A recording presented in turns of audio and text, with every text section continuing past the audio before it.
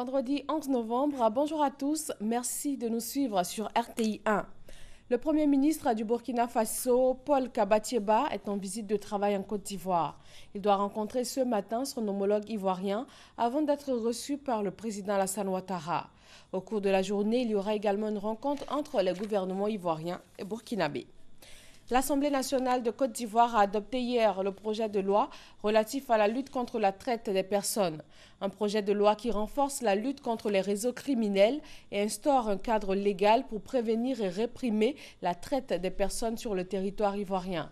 Il a été présenté par le garde des Sceaux, ministre de la Justice, avec à ses côtés la ministre de la Promotion de la Femme, de la Famille et de la Protection de l'Enfant, Euphrasie Yao, et la ministre Mariatou Koné, ministre de la Solidarité, de la Cohésion sociale et de l'indemnisation des victimes.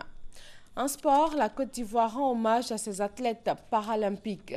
Fatima Diassa, médaillée d'argent des Jeux paralympiques, a reçu une villa et une enveloppe de 40 millions de nos francs.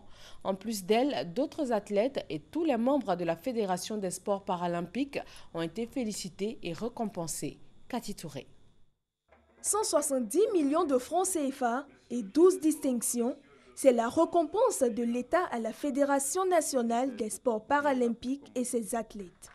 Rentrés de Rio avec une médaille d'argent, ils ont été honorés par le Premier ministre Daniel Kablan-Duncan. Nous sommes réunis ce jour, encore une fois, pour magnifier l'effort et l'excellence par la célébration du courage et du mérite de nos vaillants athlètes ayant participé aux Jeux paralympiques de Rio, organisés du 7 au 18 septembre 2016.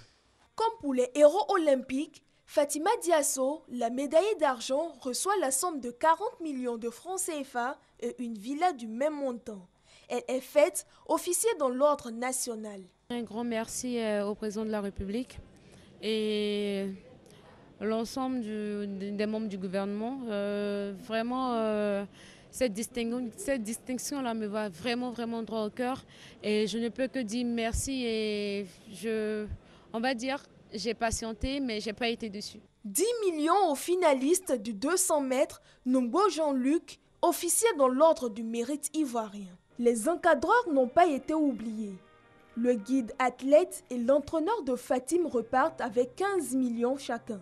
5 millions de francs pour l'entraîneur de Nogbo, le médecin et le directeur technique national. Quant aux administratifs, avec à leur tête le président Trazié-Serge Pacom, ils sont 5 à être distingués dans l'ordre du mérite ivoirien et l'ordre national, avec 20 millions pour les caisses de la fédération. Nous sommes extrêmement fiers de notre jeune fédération et nous sommes fiers aujourd'hui d'être honorés par la nation. C'est pour dire infiniment merci au chef de l'État qui, à travers aujourd'hui la Constitution, a proclamé le droit de la personne handicapée. Le chef de l'État, son Excellence M. Alassane Ouattara, a promis recevoir la délégation dans les prochains jours.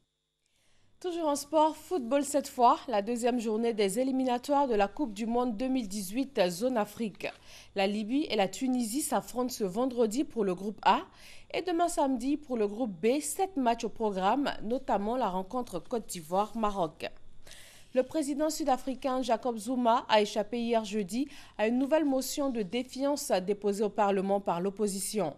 En dépit des critiques croissantes, y compris dans son propre camp, pour des affaires de corruption qui le visent. Le Congrès national africain de Jacob Zuma, qui dispose d'une confortable majorité absolue parmi les députés, a fait barrage au texte visant son chef, rejeté par 214 voix contre 126. La commémoration du centenaire de la Première Guerre mondiale a officiellement débuté il y a 3 ans, à l'occasion du 11 novembre 2013. Pourtant, 100 ans après, et malgré le travail des historiens, des idées reçues bien souvent erronées continuent d'être véhiculées sur la Grande Guerre, notamment le fait que la guerre a permis l'émancipation des femmes. En 1914, elles travaillaient aux champs, dans les exploitations agricoles, mais également dans les villes. Ce qui va changer avec la guerre, c'est qu'on va les voir beaucoup plus dans l'espace public, au front, avec les infirmières, ou à l'arrière avec celles qui remplacent les hommes dans les usines. Mais même là, elles occupent toujours des postes subalternes et les contremaîtres restent des hommes.